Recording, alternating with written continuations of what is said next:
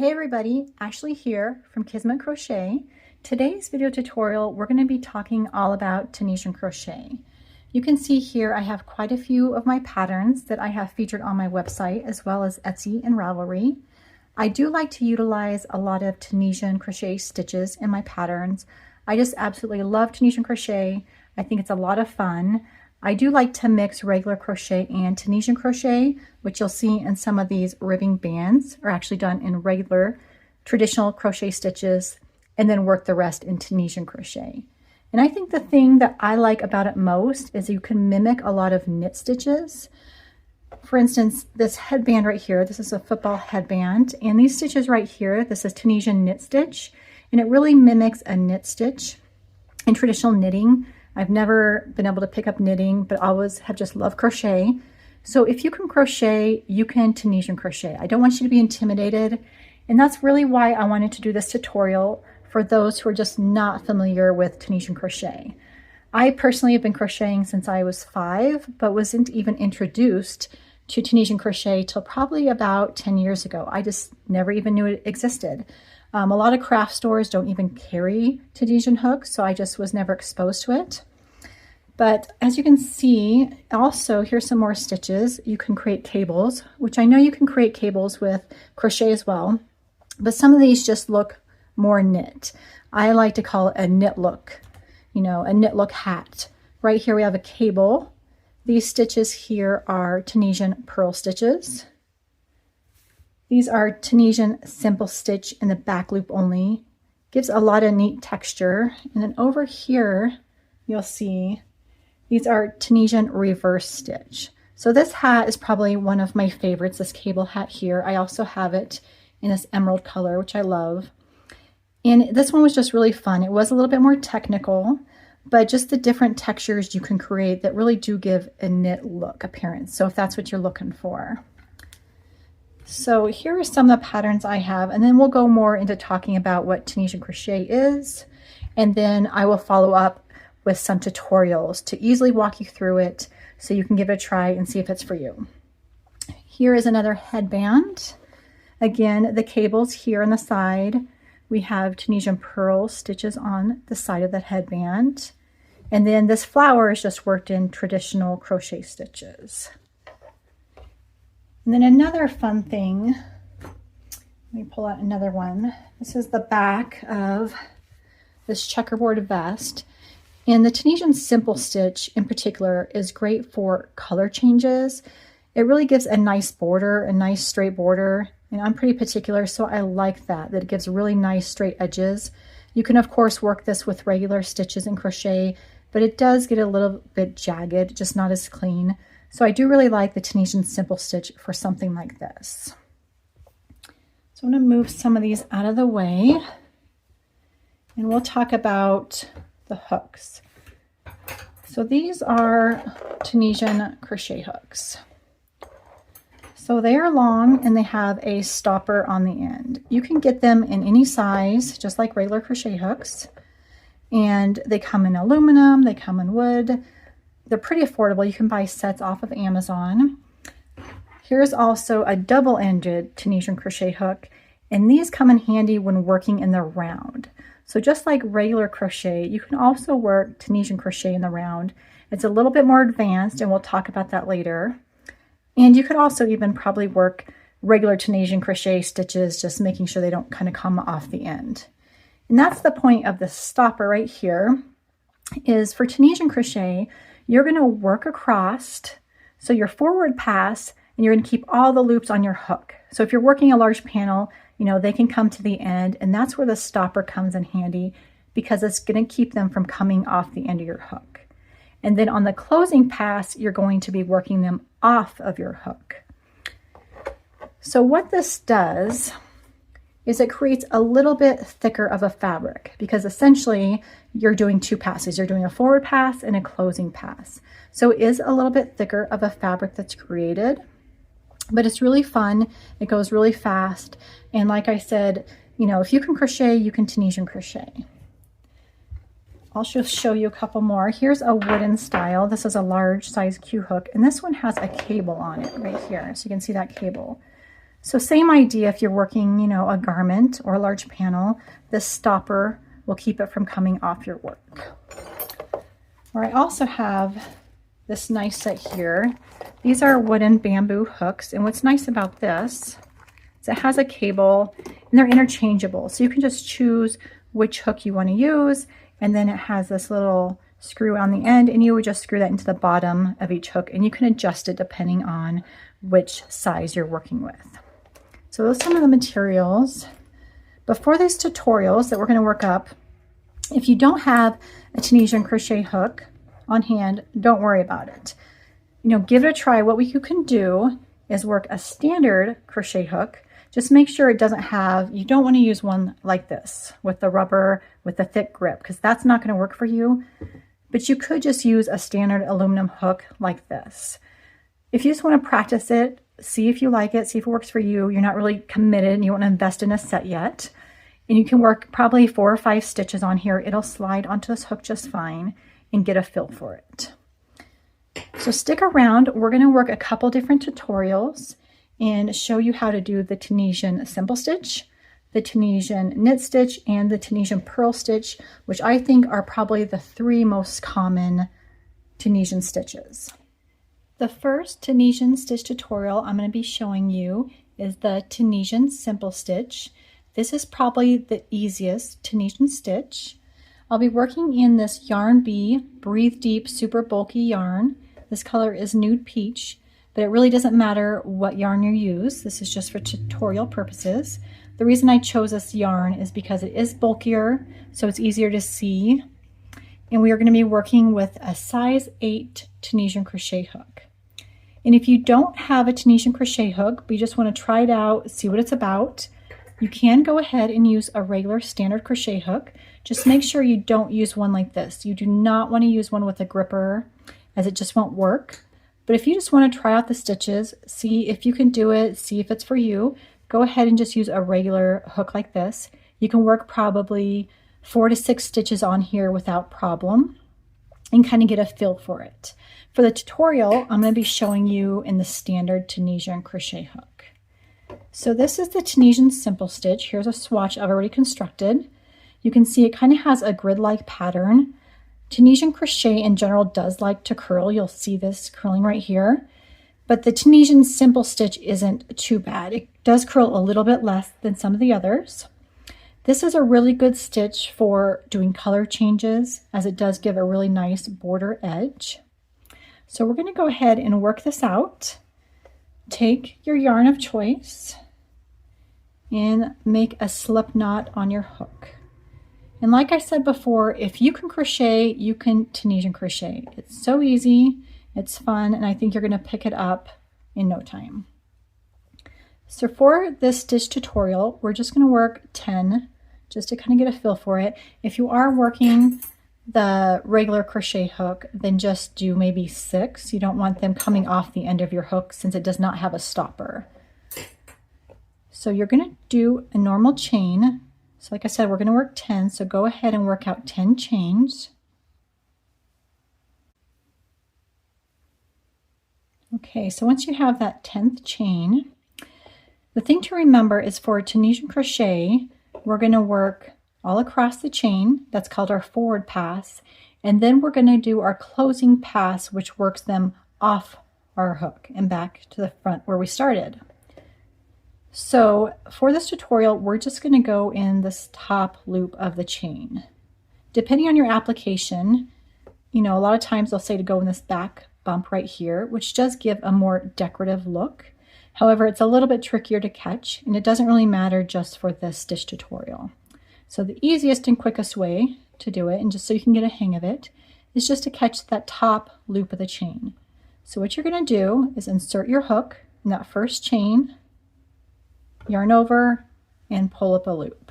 So now you have 2 loops on your hook. These are going to stay on your hook all the way to the end. So for your forward pass, we're just going to continue leaving all those loops on your hook. Insert your hook in the next chain, yarn over, and pull up a loop. You just continue that right across. So you should have, at the end, 10 loops on your hook because there are 10 chains that we made. So 1 for each chain. And I really like the aluminum hooks. These do come in bamboo, but I just prefer the aluminum. I think it just glides so nicely and it's really easy to work with. There's 9 and 10. So that's your forward pass on your foundation row. So the very first row, row 1 of Tunisian crochet, is always called your foundation row.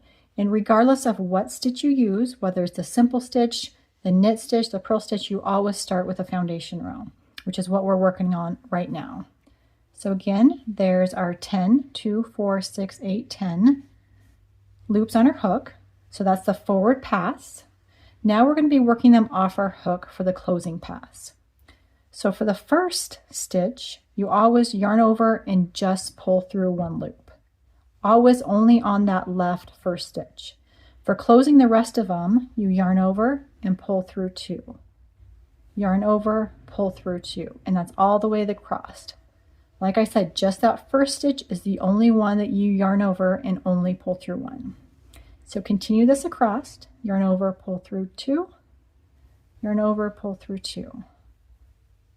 This is called your closing pass. So as I mentioned in the introduction, Tunisian crochet is a little bit thicker because it has a forward pass and then a closing pass. So right there is our foundation row, our first row. So this would be the first row for any stitch. So we are going to be working Tunisian Simple Stitch. And like I mentioned, it's called Simple Stitch for a reason. This is probably the easiest Tunisian stitch. So the first loop, the one always left on your hook at the end of your closing pass, this is going to act as the first stitch of the next row. So it's going to line up right there.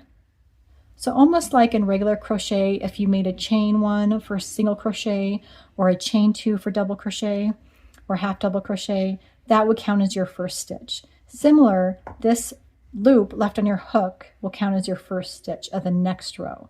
But do be careful because it can get loopy. So you do want to have a little bit more tension on that stitch just so that side right here will maintain a nice edge. So for simple stitch, we are going to go under this bar right here.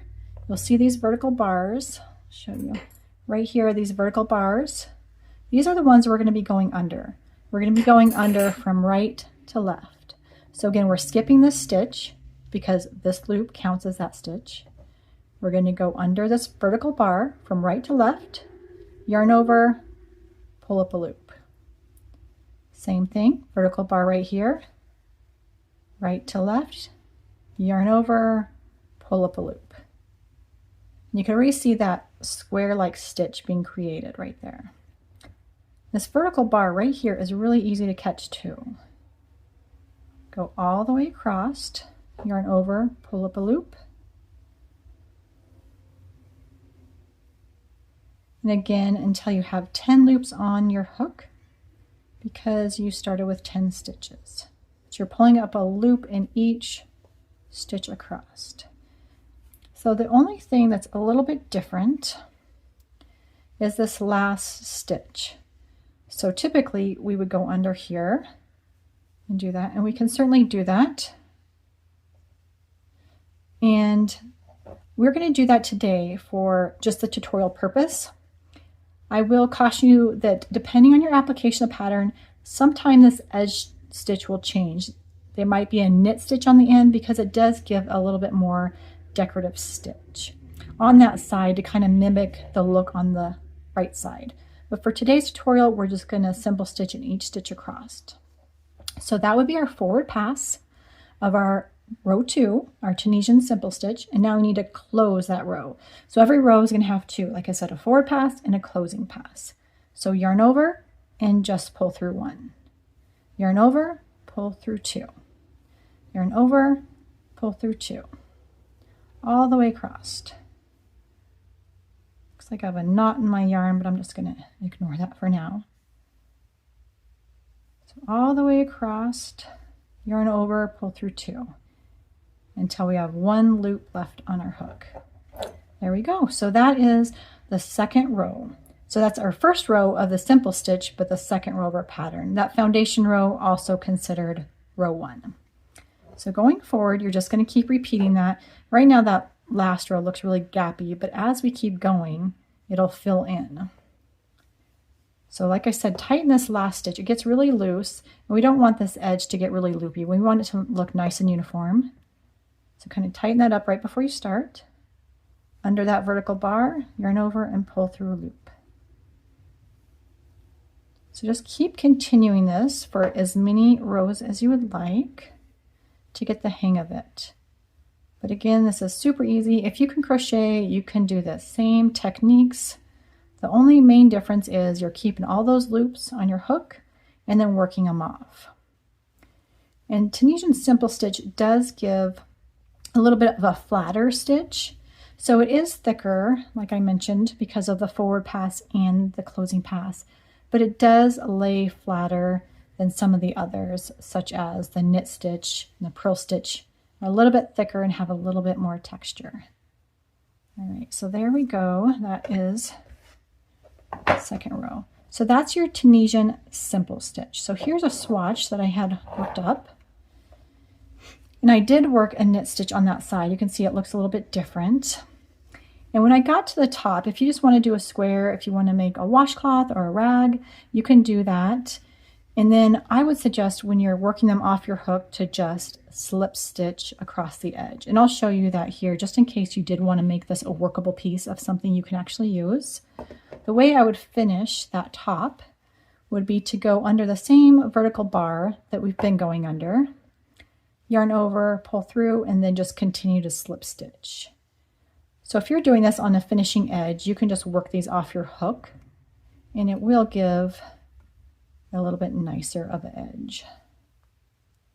In case you're going to use this for a swatch or maybe make a little washcloth or a kitchen rag, you have that option. This is a good way to finish it off. And just slip stitch right across. And then you'll have that nice edge trim that looks like a chain. So there is your Tunisian Simple Stitch.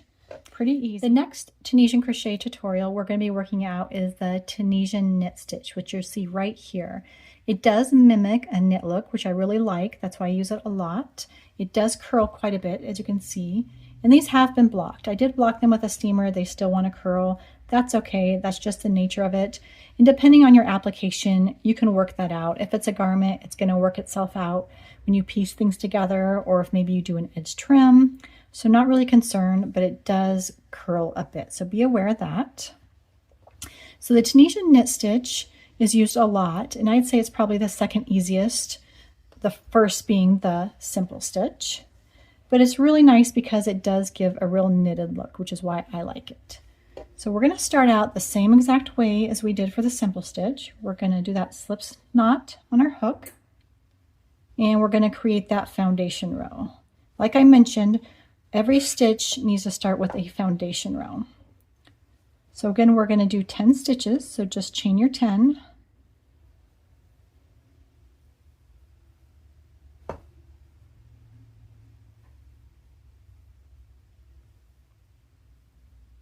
And then to create that foundation row, we are going to go in each chain across and pull up a loop. So the first chain we're going to skip because the first loop on our hook counts as that first stitch. Just as if it was a chain in typical crochet. You're going to insert in the next chain, yarn over, pull up a loop. Next chain, you're going to insert your hook, yarn over, and pull up a loop. So 3 chains and 3 loops on your hook. You should have a loop on your hook, which is a stitch pulled up for each chain across. So when we get across to the other end, we should have 10. And this again is our forward pass. As you remember, in Tunisian crochet, we have the forward pass and then the closing pass. So this would be the forward pass of our foundation row. Okay, our last chain, so we should have 10, 2, 4, 6, 8, 10. Now we're ready to close. So yarn over and pull through 1. Remember that first stitch on that left side is the only time you'll be pulling through 1. Every other stitch you're going to yarn over and pull through 2. Yarn over, pull through 2. Yarn over, pull through 2. all the way across.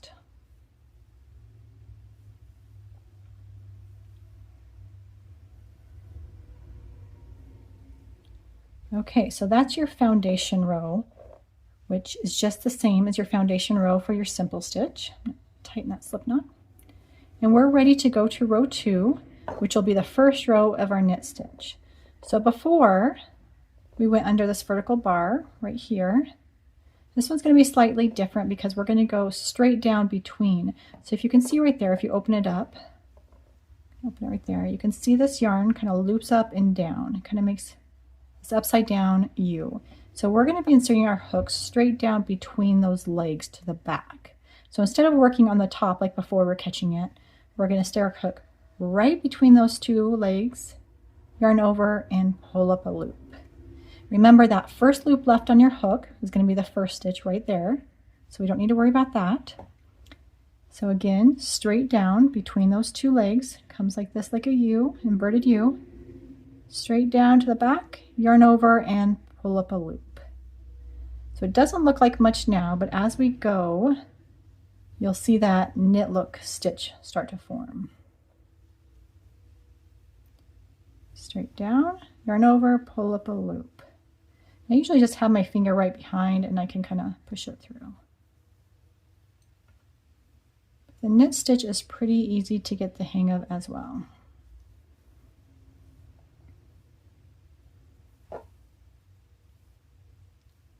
And then right here, this end stitch is harder to see, but that's okay. You're still going to do the same thing. You're just going to go straight down. And you can see on the side, you caught it right there. Yarn over and pull up a loop. So that's your forward pass, 2, 4, 6, 8, 10. We have a loop pulled up for each stitch. Now we're going to close. So again, yarn over, pull through just one for that edge stitch. Yarn over, pull through 2, all the way across. And if you feel this with your fingers here, you can already feel it's a little bit thicker. So you might take that in consideration depending on your application and what you're making. You know, for a hat, for instance, you might actually use a thinner yarn than you normally do because it is going to get thicker and bulkier as you work it. So it doesn't look like much now, but you're going to really see it the next row. So we're going to continue. Again, this loop on your hook can get loopy, so keep it tight, keep that tension a little tighter just for that first stitch. This first loop counts as a first stitch, so we're going to skip that and go right to the next one. Insert it right down between those vertical legs, yarn over, pull up a loop.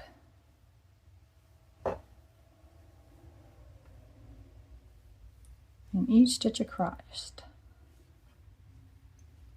And even though you're doing a forward and then a closing pass, it does go pretty quickly because once you get the hang of this, you just fly through it. Just forward, backward, forward, backward. And that last stitch right there, you should catch it. You should be able to see the 2 right there. There's the forward pass of row 2. Yarn over, pull through 1. Yarn over, pull through 2 across. So I can already feel it in my hand how thick it's getting. And this is a super bulky number 6 weight, so that's to be expected. But you can feel the thickness. And if you look, you can see starting to look like the knit stitches right there. When you turn to the back, it has quite a bit of texture. See that texture right there? That's kind of adding to that bulk. There you go. So that is your Tunisian knit stitch. And same thing, if you wanted to work up a swatch, you would just slip stitch these right off your hook. And you can do the same way. You can do that ending stitch through just that vertical bar to slip stitch it off, or you can go down like a knit stitch. Either way works, but just for the purpose of this tutorial, just work down between those legs, yarn over, and pull up a loop. And that's your knit stitch right there. So we worked our Tunisian Simple Stitch, our Tunisian Knit Stitch, and now we're going to go and work our Purl Stitch. Let's see, that one actually goes this way. So as you can see, this one worked up a little bit smaller. Each stitch is a little bit different. This one is similar to a knit stitch, a knit purl stitch. You can see those ridges. And it looks slightly different on the back, but still has some ridges there. So same as before, we're going to work this foundation row the exact same way we've been doing. Slip knot on your hook and go ahead and chain 10.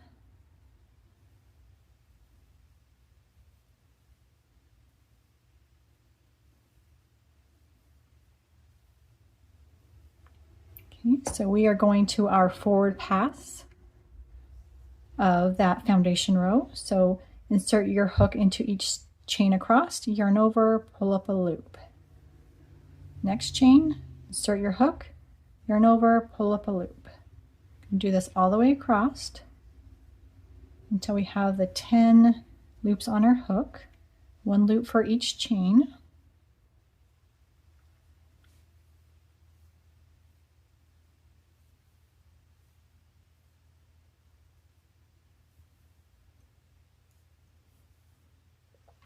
Okay, there's our forward pass. Now we're going to work our closing pass. Yarn over, pull through 1. Again, that edge stitch is the only time you'll only pull through 1. Yarn over, pull through 2. Yarn over, pull through 2. Yarn over, pull through 2. All the way across.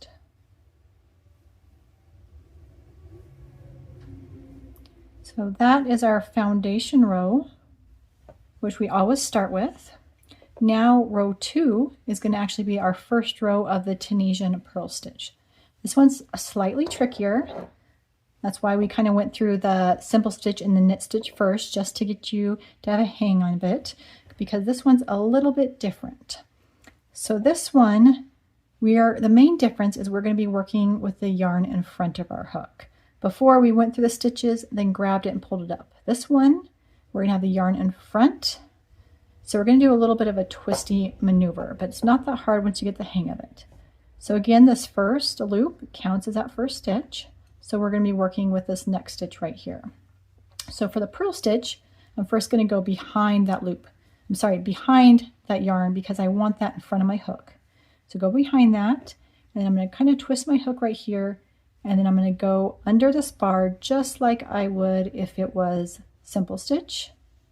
And then I'm going to kind of twist my hook to kind of release that yarn. Then I'm going to grab it. And I personally like to put my thumbnail there. That's just my technique. I find it easier. And then pull through. So the whole point of having that yarn in front is, see, it makes that loop right there, kind of the horizontal bar in front that creates that purl look. So once you go, it's really fast, twisty maneuver, and you get really the hang of it. It looks a little confusing from the beginning, so we'll go slow. So yarn in front, come down, insert your hook from right to left to that vertical bar. I'm going to release that yarn in front. See how that yarn goes right in front of that bar? I'm going to put my nail to pinch it tight, grab that yarn, and pull it through. And I know people work this different. This is just what I found is easiest for me. So we're going to work this one really slow. Okay, yarn in front of hook, come down, insert your hook under that vertical bar, rotate your hook to drop that yarn in front. I pinch it, yarn over, and pull through. Yarn in front of hook, come back, insert your hook under that vertical bar. I release that yarn in front, hold it down, yarn over, and pull through. So it seems confusing, but it gets really easy to go. And you can kind of see right there that purl stitch starting to form. So again, under, twist, yarn over, pull through. And I'm going to work the rest of them a little faster so you can see once you get the hang of it, it's just kind of a twisty maneuver, but it goes really easily. See, I kind of just twist my hook and then pull it through. And we'll work that second row slower. So it seems weird. It actually is pretty fluid once you get that movement down. Now I will say this very last stitch, I don't like to work in purl stitch because it leaves a big gap in that last stitch between the 9th and 10th stitch. Depending on your application, you probably won't end it in a purl stitch. So for today, we're just going to do a knit stitch. So stick it straight down just like we did a knit stitch, yarn over, and pull up a loop. Otherwise, you'll have a big gap there. It's really not ideal. So yarn over, pull through 1, just like every other Tunisian stitch. And then we're going to work at the same, yarn over, pull through 2. Yarn over, pull through 2. All the way across. And then we'll work another row, and I'll go slow again, just in case you're still getting the hang of that yarn placement. Okay, so even though that's just the first row, you can still see the little nubs right there creating that purl stitch. The edge looks a little different because we worked that knit stitch. That's okay. This is really just a swatch to kind of work you through the stitch. So we're going to go slow again for that second row of the purl stitch. This loop counts as a first. Yarn in front of hook, come back under the vertical bar, drop that yarn in front, catch it with my nail, yarn over, pull through.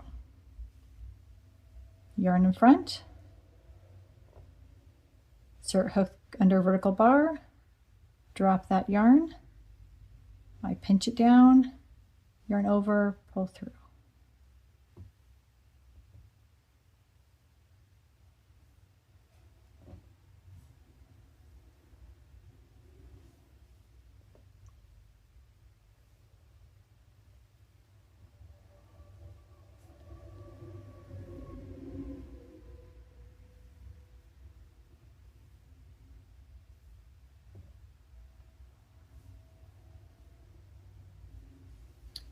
Hope you're getting the hang of this. Once you get practice, it does get easier.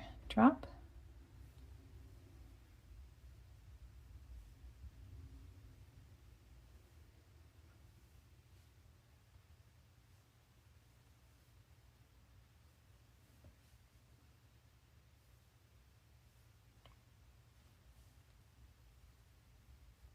In that last stitch, I'm going to go in for a knit stitch.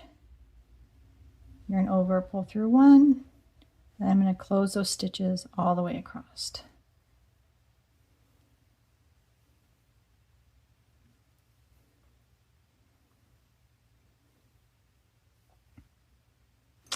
And there you have it. We have the foundation row, and then we have 2 rows of the purl stitch. So you can see that right there. So that is worked by bringing that yarn in front of our work, which when you work up a whole swatch, it should look like this. So it's a little bit trickier, but definitely once you get the hang of it, it gets really easy. So those are our 3 tutorials on Tunisian Simple Stitch, Tunisian Knit Stitch, and the Purl Stitch, which I find are probably the most common stitches you'll find in working Tunisian crochet. Later on, we'll work some more stitches. I will even show you Tunisian crochet in the round. If you have any questions at all on these 3 stitches, please feel free to comment below. You can always reach out to me personally through the Contact Us tab on my website. I hope you enjoyed this tutorial. If you did, please give a thumbs up and subscribe.